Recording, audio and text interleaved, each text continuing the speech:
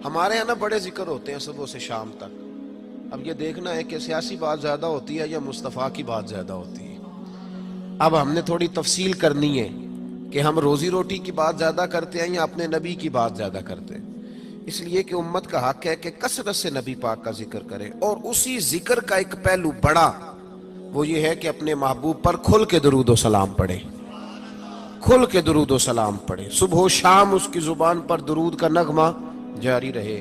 اور حضور کا یہ حق ہے امت پر کہ امت اپنے نبی کی فرما برداری کرے، امت اپنے رسول کی فرما برداری کرے، اتباع کرے، اطاعت کرے، حضور علیہ السلام کے نقش قدم چلے. اور پھر 5ویں نمبر پر امت کی ذمہ داری ہے کہ امت نبی پاک کے دین کی تبلیغ کرے. دین کی مسواک کرنا سنت ہے نا جی، پتھر کھانا بھی سنت ہے، پتھر کھانا بھی یہ بھی سنت ہے. نبی پاک صلی اللہ تعالیٰ علیہ وآلہ وسلم کی محفل میلاد میں ذکر مصطفیٰ کرنا بھی سنت ہے. اچھا پھر مزے کی بات دیکھیں، اشتہار لگانا جو ہے نا، اشتہار یہ تو بدعت حسنہ ہے. اور دروازہ کھٹکھٹا کے کسی کو محفل کی دعوت دینا، یہ میرے محبوب علیہ السلام کی عین سنت سے ثابت ہے. تو جس کا زیادہ اجر تھا نا اس طرف توجہ ہی نہیں. دروازہ کھٹکھٹا کے کہ بھائی آج محفل ہے، یہ وہ سنت ہے جو میرے محبوب نے طائف جا کے ادا کی تھی. لوگ کہتے ہیں بڑا خرچہ کیا. بھائی کیا خرچہ کیا ہے؟ کہتے ہیں میں 26,000 دے اشتہار چھاپے. بھائی سب سے زیادہ ضروری کام، بہت سارے ایسے بد مذہب ہیں، ان کے بڑے بڑے ایسے مبلغ ہیں جن کا آپ نے کبھی اشتہار نہیں دیکھا ہوگا، مجمع ہزاروں میں، اس لیے کہ وہ ان کا ہر بندہ اشتہار بن جاتا ہے، ہر بندہ. تو یاد رکھے نبی کریم صلی اللہ علیہ وسلم کا یہ حق ہے کہ امت محبوب کا ذکر کرے، تذکرہ کرے، دین کی تبلیغ کرے. اور حضور کے دشمنوں کے ساتھ بغض رکھنا یہ بھی نبی پاک کا حق ہے. ایسا نہیں ہو سکتا کہ ایک بندہ حضور کی بے ادبی کرے، توہین کرے، محبوب کے نواسوں کو باغی کہے، حضور علیہ الصلوۃ والسلام کے صحابہ کو برا کہے اور ہمارا یار بن جائے. یہ حضور کا حق ہے کہ ہم نبی پاک کے دشمنوں کے ساتھ اپنے دل کے اندر کجی رکھیں، ان سے بچیں. میری باتوں کی سمجھ آ رہی ہے میرے بھائیوں؟ یہ حقوق ہیں جو ہم نے نبی پاک علیہ السلام کے حق ادا کرنے، اور جس سے محبوب کو محبت ہے اس سے محبت کرنا بھی ہماری ذمہ داری ہے. حضرت مجدد الفسانی رحمت اللہ علیہ فرماتے ہیں کہ میں نا گھر میں ختم شریف پڑھتا تھا، اصال ثواب کرتا تھا، تو میں بہت سارے صحابہ کا نام لیتا، اہل بیت کا نام لیتا، اصال ثواب کرتا، صرف سیدہ عائشہ کا نام نہیں لیتا تھا.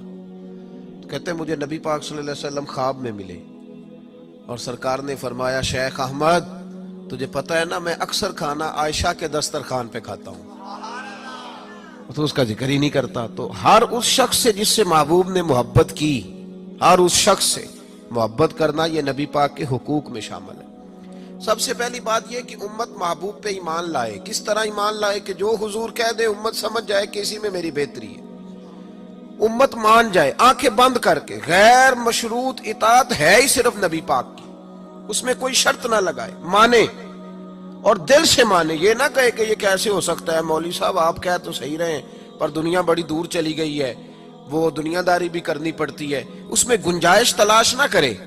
جو حضور کہہ دیں اس پہ ایمان لے آئے، جو نبی پاک فرما دے اس پر ایمان لے آئے. نبی پاک صلی اللہ علیہ وسلم مکے سے ہجرت کر کے مدینے تشریف لا رہے تھے. حضرت ابو بکر صدیق ساتھ تھے. ابو جہل نے اعلان کیا کہ جو محبوب علیہ السلام کو معاذ اللہ گرفتار کرے گا 100 سرخ اونٹ ملیں گے. اور بھی بہت سارے لوگ آئے، سراقہ بن مالک بھی گھوڑا لے کے آئے. حضور تک پہنچ گئے. نبی پاک علیہ السلام کا اختیار زمینوں پہ بھی چلتا ہے، آسمانوں پہ بھی چلتا ہے. سرکار دو عالم صلی اللہ تعالی وسلم کو گرفتار کرنے لگے تو حضور نے زمین کو حکم دیا. زمین نے سراقہ بن مالک کے گھوڑے کی ٹانگیں پکڑ لی. گھوڑا اندر دھسنے لگا تو سراقہ کہتے ہیں میرے اندر سے آواز آئی یہ اللہ کے سچے نبی ہے، لیکن ابھی میں پورا مانا نہیں. کہتے ہیں میں نے عرض کی کہ حضور مجھے معاف کر دیں، تو معاف کرنا تو میرے محبوب کا طریقہ ہے نا. کہتے ہیں معافی مانگی تو محبوب نے اسی وقت فرمایا جا تجھے معاف کیا. سراقہ کہتے ہیں میں نے پھر جرت کی، پھر بڑھنے لگا، پھر زمین نے میرے گھوڑے کو پکڑ لیا، ٹانگیں اندر دھسنے لگی.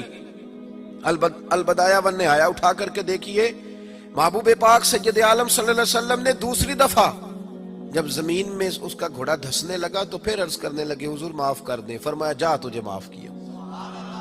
सुराका कहते हैं आवाज अंदर से आई पर अभी मैं पूरा माना, आवाज तो हमारे अंदर से भी रोज आती है कि बदल जाना चाहिए, हमें दीन की तरफ आ जाना चाहिए, पर हम भी तजर्बे करते रहते हैं। अल्लाह माशाअल्लाह। कहते हैं 3 दफा ऐसा हुआ, 3 दफा नबी पाक ने माफ किया, फिर मेरे अंदर से आवाज आई कि ये अल्लाह के सच्चे रसूल हैं।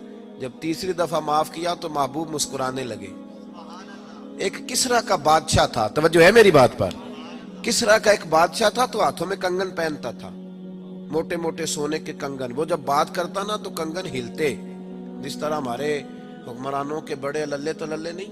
आपका एक ऐसा वजीर आजम गुजरा है जो दिल्ली से कपड़े खरीदता था और ऑस्ट्रेलिया से सिलवाया करता था। ये गरीब कौम के हुक्मरान है। चले खैर, उनकी मैं क्या बात करूं, अब तो पीरों की गाड़ी भी 1.5 करोड़ की आती है, उनकी मैं क्या बात करूं। अब तो लोगों को फकर का दर्स है, दुनिया को कहते हैं फकीर होते जाओ खुद अमीर होते जाते। अब तो यहाँ भी हाल बड़ा इल्ला माशाअल्लाह अजीब है। उस तरफ क्या जाऊं, यहाँ भी रोना बड़ा सख्त है। गरीब सादा तो रो रो के हो गया ताइब, काश इस पीरे मुगा को भी मिल जाती तौबा की तौफीक। और इकबाल ने कहा ये नजराना नहीं, ये सूद है पीराने हरम का, जो लगाया हुआ है टैक्स। आए हो तो क्या लेके आए हो, आमदाम बरसरे मतलब। वो किसरा का बादशाह जो था वो कंगन पहनता था, जब बात करता था तो बजते थे, तो मशहूर बड़े थे कि उसके कंगन है भाई। नबी पाक सल्लल्लाहु ताला अलैहि वसल्लम को जब सुराका आगे बढ़े ना गिरफ्तार करने, तो महबूब ने फरमाया तू मुझे पकड़ने आया है, एक वक्त आएगा किसरा का इलाका फतह होगा, उसके वो कंगन मेरे गुलाम उतार के लाएंगे, और सुराका मैं यहां खड़े होके सालों बाद का वो वाकया देख रहा हूं कि उसके कंगन तेरे हाथों में आएंगे। अब जरा जरा रुक के सोचिए, मक्के से निकले हैं, मदीने अभी पहुंचे नहीं, एक गांव पे भी मुसलमानों की हुकूमत नहीं, मेरे महबूब ने इतनी बड़ी बात कर दी, किसरा का इलाका फतह होगा। हजरत अबू बकर सिद्दीक मुस्कुराने लगे। आमर बिन फहीरा फरमाते मेरा सीना चौड़ा हो गया, भाई तुम्हें क्या हुआ। कहने लगे महबूब ने कह दिया है तो इंशाअल्लाह इलाका फतह हो के रहेगा। साडे नबी दी जुबान साडे वास्ते कुरान, हुजूर ने फरमा दिया लिहाजा होगा, यकीने कामल की दौलत। सुराका मुसलमान हो गए, जमाना गुजर गया, महबूब अलैहिस्सलाम ने विसाले ज़ाहिरी फरमाया, हजरत अबू बकर सिद्दीक का दौर आया, फिर हजरत उमर का जमाना आया। एक मौके पे जंग हो रही थी, साहिब तबकात ने लिखा है जंग हो रही है तो काफिर किला बंद हो गए। बड़े बड़े किले होते थे, आपने देखे होंगे पुराने किले, छोटी ईंट के बने होते थे, लकड़ी का दरवाजा होता था बहुत बड़ा।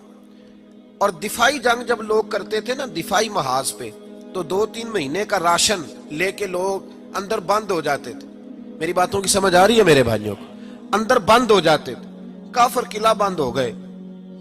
हजरत साद बिन अबी वकास रदी अल्लाह तआला अन्हु की क़यादत में जिहाद हो रहा था। अब काफिर ना बाहर आते हैं, बाहर आए लड़ाई हो तो पता चले ना हारा कौन जीता कौन। अब वो अंदर बंद है, बाहर ही नहीं निकलते, और मुसलमान अंदर जा नहीं सकते, किले की दीवारें बड़ी ऊंची हैं। एक मंजनीक होती थी गुलेल की तर्ज पे बनी, उसमें रख के ना बड़े बड़े पत्थर तो अंदर फेंके जाते थे। पता है आपको मंजनीक कैसे होती थी, वो 2 बड़े बांस रख के ना ऊपर, तो उसको गुलेल की तर्ज की बनाया जाता था, रस्सी डाल के नीचे उसके पत्थर रख के 2 आदमी पहले यूं दौड़े जाते थे, फिर छोड़ा जाता था तो पत्थर जाके लगता था। तो सहाबा ने मशवरा किया कि अंदर पत्थर फेंकते। फिर एक सहाबी कहने लगे यार अंदर पत्थर फेंकेंगे वो पता नहीं कहाँ है, उन्हें लगे कि ना लगे। हजरत सुराका बिन मालिक भी थे, कहने लगे पत्थर ना फेंको, मंजनीक में रख के मुझे अंदर फेंको, मैं अंदर से जाके दरवाजा खोलता हूं। और उनको पकड़ लेते हैं। उन्होंने कहा जनाब कोई समझदारी वाली बात करें, आप किधर निकल गए। पहली बात तो यह है कि जब हम आपको अंदर फेंकेंगे तो आप इस कदर तेजी से गिरेंगे कि आपकी हड्डी पसली कोई नहीं बचेगी, और अगर आप जिंदा बच भी गए तो यहूदी आपको छोड़ेंगे नहीं। जनाब सुराका कहने लगे तुम इस तरह करो, मेरी परवाह ना करो, मुझे फेंको, मुझे कुछ भी नहीं होगा, मैं जिंदा दरवाजा खोल लूंगा और तुम्हें दिक्का। बाबा जी रात से पर्दा तो हटाएं, फरमाया वो बाद में बताऊंगा, पहले फेंको तो सही। जबरदस्ती का फेंको, डाला अंदर मंजनीक के अंदर, फेंका, थोड़ी देर गुजरी तो हजरत सुराका दरवाजा खोल के बाहर आ गए। फरमाने लगे लो भाई मुझे तो कुछ भी नहीं हुआ, कपड़े झाड़ रहा हूं, कोई शय नहीं। बाहर आए, जंग हुई, फतह हुई।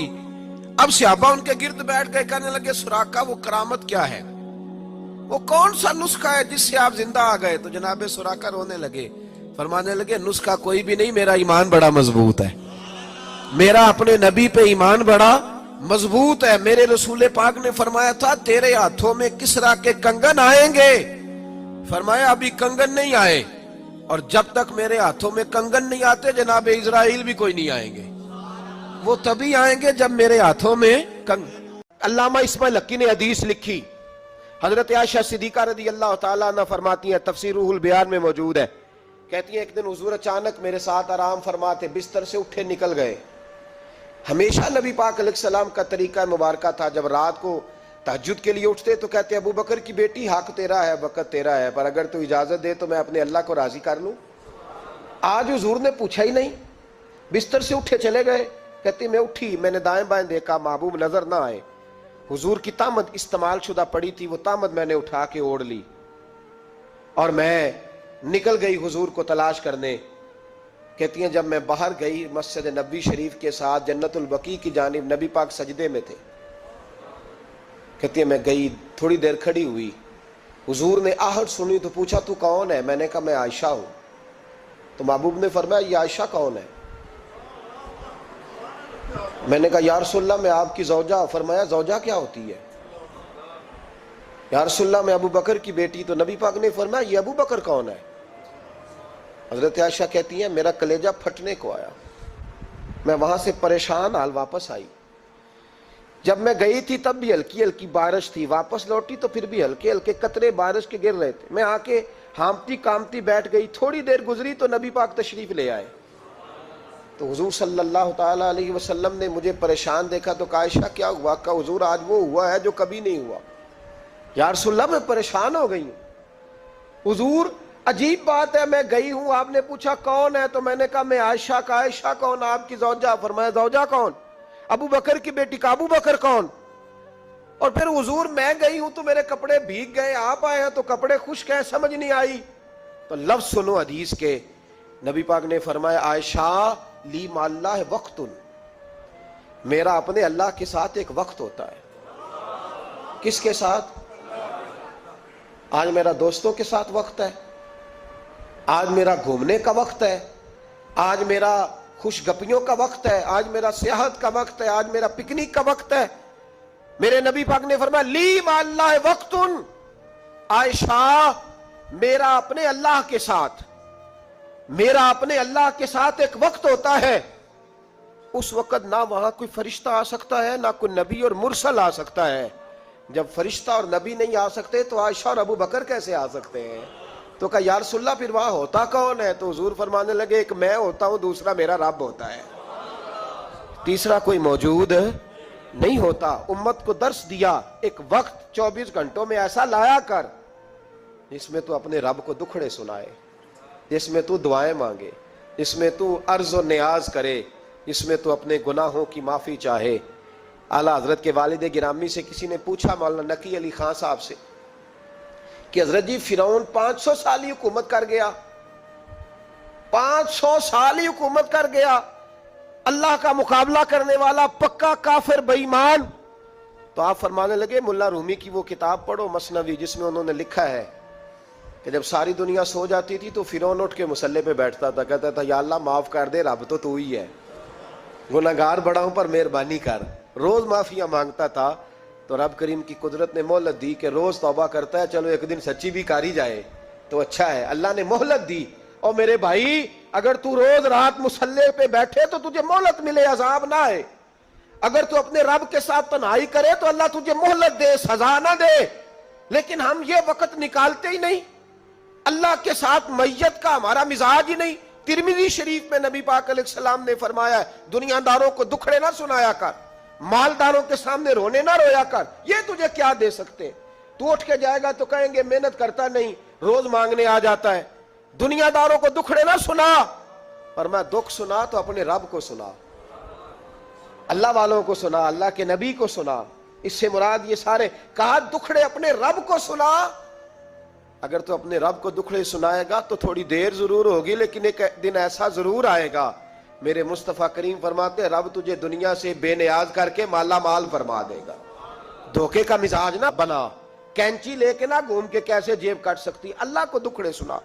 حضرت عائشہ عرض کرنے لگی حضور چلیں یہ تو سمجھ آ گئی, لیکن بارش مجھ پہ پڑی آپ پہ پڑی نہیں, تو کہا عائشہ تم نے اوڑا کیا تھا؟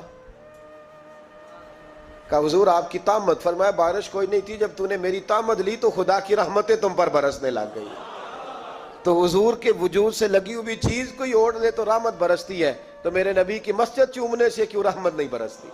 جالی چومنے سے کیوں نہیں برستی؟ جہاں جہاں حضور رکے, جہاں جہاں نبی پاک ٹھہرے, وہاں جانے سے کرم کیوں نہیں ہوتا؟ تو عزیزو یاد رکھو, رمضان میں ایک ڈیوٹی آپ نے یہ کرنی ہے کہ عبادت کو وقت دیں, ٹائم نکالیں. جو اتنے سے بھی فارغ ہے نا, وہ 19ویں روزے تک کل فارغ ہو کے 20 کو اعتکاف بیٹھے. زندگی میں ایک دفعہ اعتکاف تو ویسے بڑا ضروری ہے.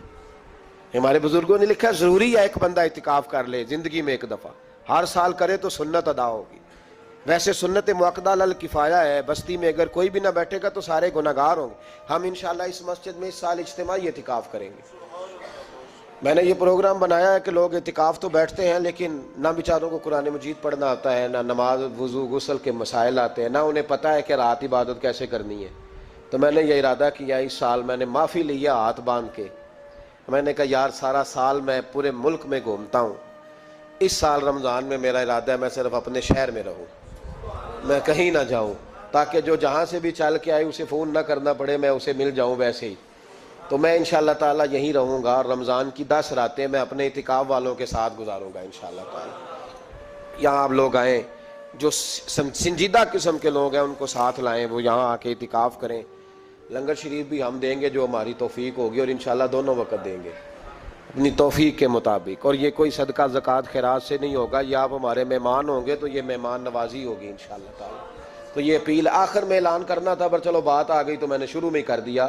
یہاں ہم مقدور بھر کوشش کریں گے آپ کے لیے اجتماعی اعتکاف کا بندوبست. ہمارے جو دیگر طلباء علماء ہوں گے وہ بھی آپ کے ساتھ وقت گزاریں گے, وضو غسل نماز کی چیزیں سکھائیں گے, آپ کو قرآن مجید پڑھنا پڑھانا سکھائیں گے. 10 دنوں میں جو ممکن ہو سکے گا ہم انشاءاللہ تعالیٰ کریں گے.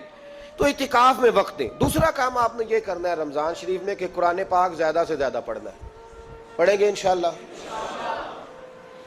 اگر آپ ناراض نہ ہوں تو ہم نے قرآن مجید پڑھنا بالکل ہی چھوڑ دیا.